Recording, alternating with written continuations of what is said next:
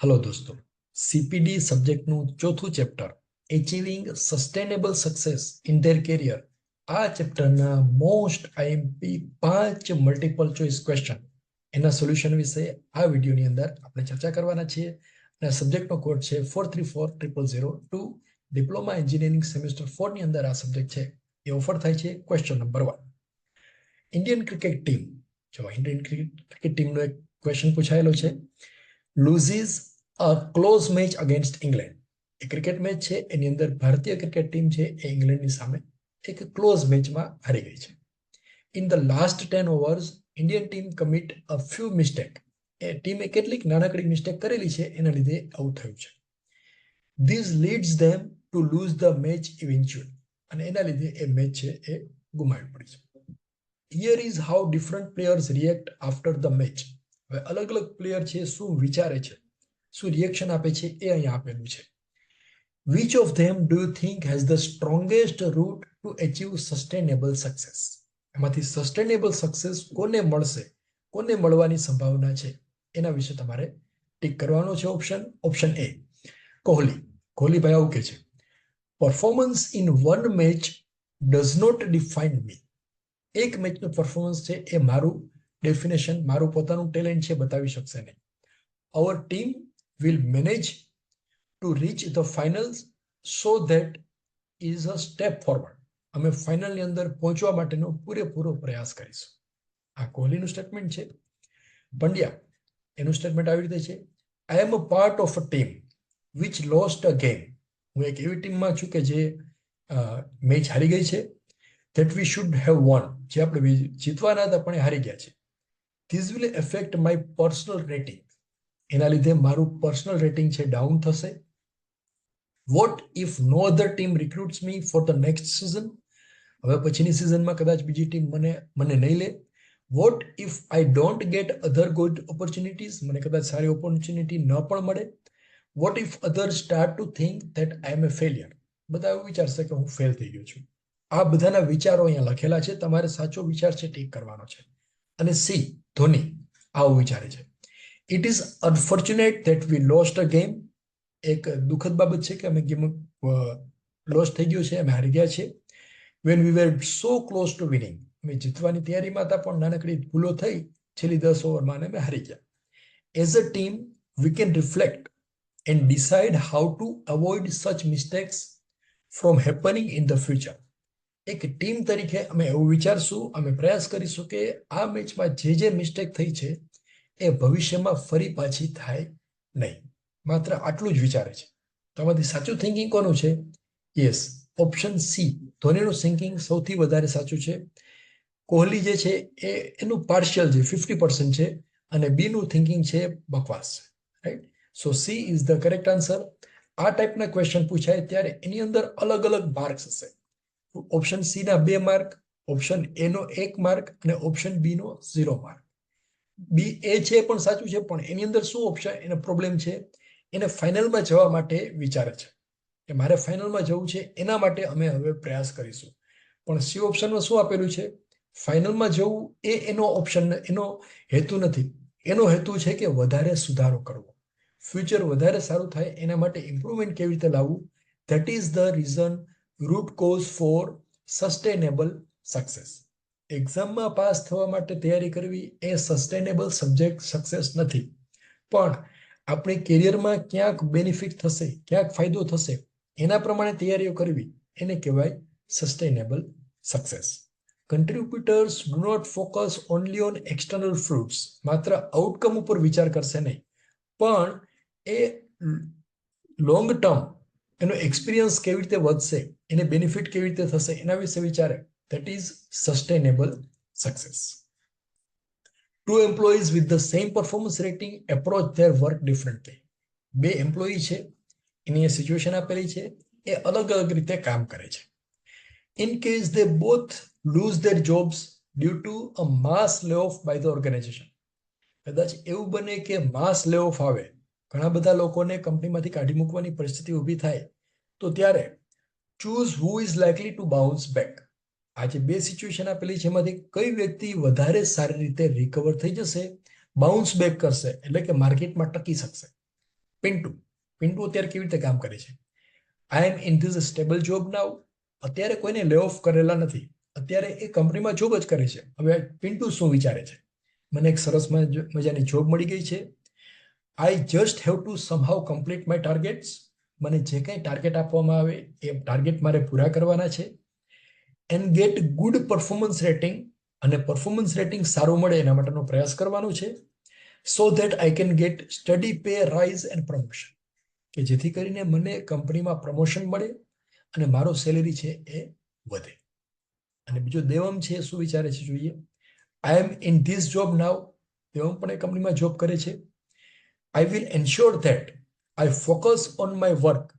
એ પોતાના કામ ઉપર ફોકસ કરશે. And do quality work to complete my targets. એનું ટાર્ગેટ પૂરું કરવા માટે ક્વોલિટી વર્ક કરશે. I should also increase my skills to tackle complex work challenges that I may face.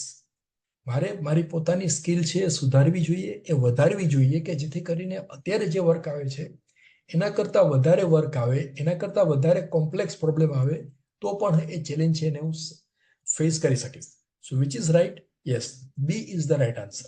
દેવમનો જે એપ્રોચ છે is good. He will bounce back. Contributors are focused on sustainable subject success. જો આ વાક્ય છે ને, increase my skills to tackle any complex work challenges, that is the root cause for sustainable success. કંઈક નવું શીખવાનો પ્રયાસ સતત કરતા રહો, that is a sustainable success. એના માટેનું રૂટ કોઝ છે. ક્વેશ્ચન નંબર 3 મિત્રો 5 ક્વેશ્ચન કરવાના છે. ત્રીજો ક્વેશ્ચન છે, the education minister realizes that his success comes from helping the students succeed. કે વિદ્યાર્થીઓ સક્સેસફુલ થાય તો હું સફળ થયેલો ગણાવ, એવું એજ્યુકેશનલ મિનિસ્ટર છે એ વિચારે છે. Choose which approach will lead to a sustainable success for the students. હવે એજ્યુકેશન મિનિસ્ટર જે વિચારે છે એના 3 ઓપ્શન અહીંયા આપેલા છે. એ 3માંથી કયો ઓપ્શન એવો છે કે જેની અંદર સસ્ટેનેબલ સક્સેસ છે એ મળી શકે છે વિદ્યાર્થીઓને? Option A, students will be capable as their course syllabi are updated regularly to match the current trends of the dynamic job market. સ્ટુડન્ટનો સિલેબસ જે છે એ થોડા સમયે બદલતો રહે છે કે જેથી કરીને એવો માર્કેટની ડિમાન્ડ છે એના પ્રમાણે, કરંટ ટ્રેન્ડ છે એના પ્રમાણે અપડેટ થતા રહે છે. એક આ ઓપ્શન છે. બીજો ઓપ્શન છે, students are provided facilities to study for free in the rural areas. જે ગ્રામ્ય વિસ્તાર છે, રૂરલ એરિયા છે, એની અંદર કેટલીક વસ્તુઓ ફ્રી આપવામાં આવે છે, so that they don't have to shift to the cities to study. એને શહેરોમાં ભણવા માટે આવવું ન પડે એના માટે એને કેટલીક વસ્તુઓ ફ્રી આપવામાં આવે છે. દાખલા તરીકે free internet data, student discounts on laptops, આ બધા પ્રયાસો કરવામાં આવે છે. એ ઓપ્શન સાચો છે કે નહીં આપણે વિચારવાનું છે. અને third, students are able to get new opportunities to build their skills for future careers. For example, internships in government organization. એ લોકોને ઇન્ટર્નશિપ આપો, આ બધું કરો. તો એની અંદર સસ્ટેનેબલ સક્સેસ માટેનો ઓપ્શન કયો છે? તો એ ઓપ્શન આવશે ઓપ્શન એ. એ ઓપ્શન જે છે એના પ્રમાણે સસ્ટેનેબલ સક્સેસ મળશે. બી અને સી છે, that reasons, that causes, that actions does not provide sustainable success for the students. એને ફ્રીમાં બધું મટીરિયલ આપો, એને લેપટોપ આપો, કે ફ્રીમાં ગવર્મેન્ટ ઓર્ગેનાઇઝેશન ઇન્ટર્નશિપ આપો, that is not the sustainable success. Sustainable success ક્યારે કહેવાય? કે એ માર્કેટમાં ટકી શકે, એના પ્રમાણેનો સિલેબસ છે અપડેટ કરવામાં આવે. So that cause leads to the sustainable success. Question number 4, the software and technologies are constantly being changed and updated in a company. એક કંપની છે એની અંદર ટેકનોલોજી છે સતત બદલાતી રહે છે. Ram and Balram are the senior employees of the company. Ram અને બલરામ છે કંપનીમાં સિનિયર એમ્પ્લોય છે, વર્ક કરે છે, ઘણા સમયથી વર્ક કરે છે. whenever technologies are changed, they have different ways of dealing with it. જ્યારે પણ ટેકનોલોજી બદલાય છે ત્યારે બંને અલગ અલગ રીતે ટેકલ કરે છે, બંનેના વિચારધારા અલગ અલગ છે. Identify whose approach is likely to lead to sustainable success. આ બેમાંથી કોનો એપ્રોચ સાચો છે અને સારો છે કે જેથી કરીને સસ્ટેનેબલ સક્સેસ મળે, એના વિશે તમારે ઓપ્શન ટીક કરવાનો છે. Option A. Balram thinks the company constantly keeps changing software. Balram એવું વિચારે છે કંપની છે સતત સોફ્ટવેર બદલતી રહે છે. Before people can become familiar. લોકો કંઈક ફેમિલિયર થાય પહેલા સોફ્ટવેર બદલાઈ જાય છે. This puts pressure on the people to learn about. એના લીધે લોકો ઉપર પ્રેશર આવે છે કે કંઈક શીખવા માટેનું. And use the new softwares. નવું સોફ્ટવેર શીખવા માટે પ્રેશર આવે છે. Many staff members are not able to adjust so easily. ઘણા બધા સ્ટાફ મિત્રો છે એ સરળતાથી એની સાથે કોપ અપ થઈ શકતા નથી. He manages to learn some of the new functionalities of the new software over time. ધીમે ધીમે એ બલરામ છે બધું શીખી જાય છે. પણ આવું વિચારે છે. રામ શું વિચારે છે? Ram is a curious to learn the fundamentals of new softwares. નવું સોફ્ટવેર છે એના ફંડામેન્ટલ શીખવા માટેનો પ્રયાસ કરતો રહે છે. That are introduced by the company. Over time, he realized that even if the software is new, હવે શું વિચારે છે? સોફ્ટવેર ભલે નવું છે, but it works on similar fundamentals. એના ફંડામેન્ટલ્સ જે છે પેલા જેવા છે, એમાં કોઈ ફેરફાર થયેલો નથી. This helps him understand any new software.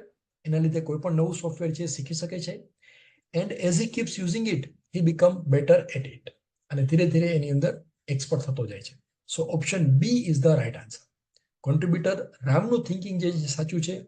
He is having a better sustainable success because contributors focus on learning of fundamentals. Roots will be stronger, which will yield better fruits. નવું વધારે શીખવા માટેનો સતત પ્રયાસ છે એ કોન્ટ્રીબ્યુટર કરતા રહે છે. Question number 5, last question. Identify the approach that lead to a sustainable success in the career. Meeting targets and deadlines on time. જો સસ્ટેનેબલ સક્સેસ માટેના અલગ અલગ ઓપ્શન આપેલા છે, તમારે ટીક કરવાનું છે સાચું કયું. 1. Meeting targets and deadlines on time. જે કે ટાર્ગેટ આપવામાં આવે સમયસર પૂરા કરો. Spending time every week learning something new that is outside your area of expertise. તમારા એક્સપર્ટીઝ જેમાં છે એના સિવાયના ક્ષેત્રમાં પણ કંઈક નવું શીખતા. Find out what is the goal behind any work you do. તમે જે કંઈ કામ કરો છો એની પાછળનો ગોલ શું છે, એના લીધે who is going to be impacted by it, એના લીધે કેટલા લોકોને અસર થશે એના વિશે વિચારો. Every time you get out an opportunity. સતત દર વખતે તમને એક ઓપોર્ચ્યુનિટી મળે છે. Please your immediate boss to be in their good books. તમારો જે ઇમિજિએટ બોસ છે એને ગુડ બુકમાં રહેવા માટેનો પ્રયાસ કરો. તમારા જે બોસ છે એને ખુશ રાખવાનો ટ્રાય કરો. So that is not the sustainable success. એટલે 4 તો નહીં જ આવે. હવે ઓપ્શન આપેલા છે 1 and 2, 2 and 3, 3 and 4, 1 and 3.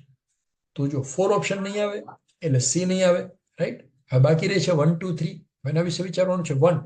Meeting targets and deadlines on time. So that is not sustainable success. એ 1 છે નહીં આવે તો બાકી શું રહ્યું? 2, 3 અને 3, 4. 1, 3. 1 નહીં આવે એટલે એ અને ડી નહીં આવે. સો 2 and 3 is the right answer. So B, 2 and 3, that is the right answer. Because contributors focus on learning the fundamentals. Root will be stronger. એ પાયો છે મજબૂત થાય એના માટેનો પ્રયાસ છે, સતત કરતા રહે છે. સો that is the answer of this problem. તો મિત્રો આ ટાઈપના પ્રશ્નો છે પૂછાઈ શકે છે. અહીંયા જે ઓપ્શન આપેલા છે એ સમજી અને એના ઓપ્શન ટીક કરશો તો આ જે 5 ક્વેશ્ચન છે, આ ચોથું ચેપ્ટર છે, એમાંથી કોઈ પણ ક્વેશ્ચન પૂછાશે એનો આન્સર છે એ લખતા આપણને આવડશે. અહીંયા જે બોક્સ આપેલા છે એની અંદર સીપીટી સબ્જેક્ટનો કોર્સ આપેલો છે, તો એ પણ તમે સ્ટડી કરી શકો છો. આપ સૌ ભારત દેશના સારા નાગરિક બનો, સદૈવ આગળ વધતા રહો એવી તમામ વિદ્યાર્થી મિત્રોને ખૂબ શુભેચ્છા.